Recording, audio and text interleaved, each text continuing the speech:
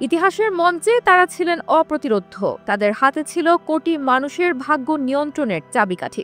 কিন্তু ইতিহাস কখনোই শুধু বিজয়ের গল্প লেখে না, লেখে পতনের অনিবার্য পরিণতিও। ক্ষমতার মসনদে বসে যারা দেশ শাসন করেছেন, কখনো তারা নায়ক, কখনো বিতর্কের কেন্দ্রবিন্দু। কিন্তু যখন তাদের বিরুদ্ধে উঠে আসে মানবতা বিরোধী অপরাধ, গণহত্যা, রাষ্ট্রদ্রোহ বা রাজনৈতিক হত্যাকাণ্ডের অভিযোগ, তখন রাষ্ট্রপ্রধানদেরও রেহাই মেলে না কঠোরতম শাস্তির হাত থেকে। বিশ্ব ইতিহাসের পাতা উল্টালে দেখা যায় এমন বহু নেতা আছেন যাদের বিচার হয়েছে জনগণের সামনে আদালতের কাঠগড়ায়। কারো কারো শেষ পরিণতি হয়েছে গুলি, ফাঁসি বা নির্মম হত্যায়। বিশ্ব ইতিহাসের এমন কিছু শীর্ষ রাজনৈতিক নেতার ভাগ্য নিয়ে আমাদের এই প্রতিবেদন, যারা মানবতা বিরোধী অপরাধ বা গুরুতর অভিযোগে অভিযুক্ত হয়ে মৃত্যুর দণ্ডে দণ্ডিত হয়েছেন। মানবতা বিরোধী অপরাধে মৃত্যুদণ্ডাদেশ কার্যকর হওয়ার ইতিহাসে যার নাম সবার আগে আসে, তিনি হলেন ইরাকের সাবেক প্রেসিডেন্ট সাদ্দাম হোসেন।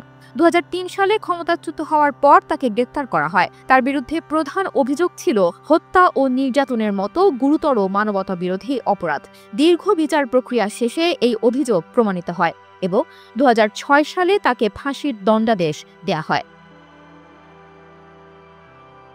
এরপরই উঠে আসে দক্ষিণ এশিয়ার এক প্রভাবশালী নেতার নাম, পাকিস্তানের সাবেক প্রধানমন্ত্রী জুলফিকার আলী ভুট্টো। ক্ষমতাচ্যুত হওয়ার পর 1978 সালে তাকে রাজনৈতিক প্রতিপক্ষকে হত্যার অভিযোগে অভিযুক্ত করা হয়। বিচার শেষে দোষী সাব্যস্ত হয়ে তাকে 1979 সালে ফাঁসির দণ্ডে দণ্ডিত করা হয়।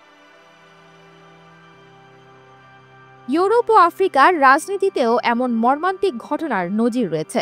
1950 থেকে 1960 সাল পর্যন্ত তুরস্কের জনপ্রিয় প্রধানমন্ত্রী ছিলেন আদনান মেন্দেরেস। 1960 সালের সামরিক অভ্যুত্থানের পর একটি বিশেষ আদালতে তার বিচার হয় এবং 1961 সালে ফাঁসির রায় কার্যকর করা হয়।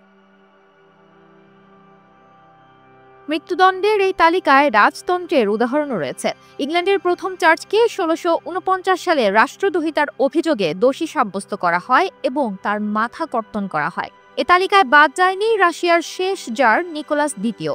1918 সালে বোলশেভিক বিপ্লবের সময়ে তাকে এবং তার পুরো পরিবারকে গুলি করে হত্যা করা হয়। আধুনিক সময়ের অন্যতম শাসক লিবিয়ার সাবেক নেতা মুয়াম্মার গাদ্দাফি। এই নেতার পরিণতিও ছিল মর্মান্তিক। 2011 সালে গৃহযুদ্ধে ক্ষমতাচ্যুত হওয়ার পর তাকে প্রকাশ্যে ধরে মৃত্যুদণ্ড দেওয়া হয়। ওপরের এই তালিকা থেকে এটি স্পষ্ট যে রাজনৈতিক বিপ্লব বা গণ অভ্যুত্থান পরবর্তী সময়ে ক্ষমতাচ্যুত রাষ্ট্রনায়কদের বিরুদ্ধে বিচার বা মৃত্যুদণ্ডের ঘটনা বিশ্ব ইতিহাসে মোটেই বিরল নয়। বিশ্লেষকদের মতে এসব মৃত্যুদণ্ড বা হত্যাকাণ্ড শুধু একজন শাসকের পরিণতি নয়, বরং রাজনৈতিক ক্ষমতার সীমাবদ্ধতা, রাষ্ট্রীয় বিচার ব্যবস্থার জটিলতা এবং জনগণের ক্ষোভের চূড়ান্ত প্রতিক্রিয়ার নির্মম প্রতিফলন।